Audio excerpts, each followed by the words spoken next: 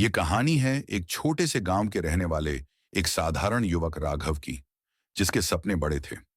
राघव 22 साल का एक होनहार नौजवान था, जो अपने माता पिता के साथ रहता था। उसके परिवार के पास ज्यादा कुछ नहीं था, लेकिन राघव के पास अपने सपनों को पूरा करने का जुनून था। राघव का सपना था कि वह कुछ ऐसा करे जिससे न केवल उसकी बल्कि उसके परिवार की भी जिंदगी बदल जाए। वह जानता था कि जल्दी सफलता पाने के लिए उसे कुछ नया और अलग करना होगा। उसके मन में एक विचार आया, अपनी खुद की दुकान खोलने का। राघव ने अपनी इस योजना के बारे में अपने माता पिता से बात की। शुरू में उनके माता पिता को थोड़ा संदेह हुआ, लेकिन राघव के आत्मविश्वास को देखकर उन्होंने उसे अपना समर्थन दिया। उन्होंने राघव की हिम्मत की तारीफ की और उसे उसकी बचत से दुकान खोलने की अनुमति दे दी। राघव ने अपनी छोटी सी दुकान खोली और पूरे जोश के साथ काम करने लगा। वह रोज सुबह सबसे पहले अपनी दुकान खोलता और देर रात तक काम करता।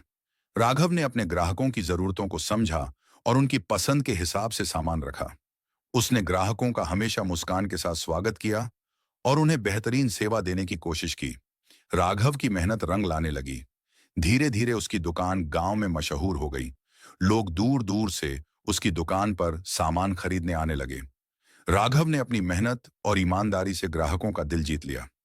कुछ ही महीनों में उसकी दुकान गांव की सबसे लोकप्रिय दुकान बन गई। राघव की सफलता ने उसके माता पिता का सिर गर्व से ऊंचा कर दिया। उसने न केवल अपने सपनों को साकार किया, बल्कि अपने परिवार की आर्थिक स्थिति को भी सुधार दिया। राघव की कहानी इस बात का जीता जागता सबूत है कि सही दिशा में की गई मेहनत कभी बेकार नहीं जाती। राघव की कहानी हमें सिखाती है कि कम समय में बड़ी सफलता पाने के लिए जुनून, मेहनत और सही दिशा में काम करना बेहद जरूरी है। सपने देखना महत्वपूर्ण है, लेकिन उन्हें पूरा करने के लिए एक ठोस योजना बनाना और उस पर अमल करना उससे भी ज्यादा जरूरी है। दोस्तों, अगर आप भी कम समय में बड़ी सफलता पाना चाहते हैं, तो राघव की तरह अपने सपनों को साकार करने के लिए कड़ी मेहनत करें, सही दिशा में कदम बढ़ाएं और कभी हार न मानें। याद रखें, सफलता उन्हीं को मिलती है जो अपने सपनों का पीछा करने का साहस रखते हैं।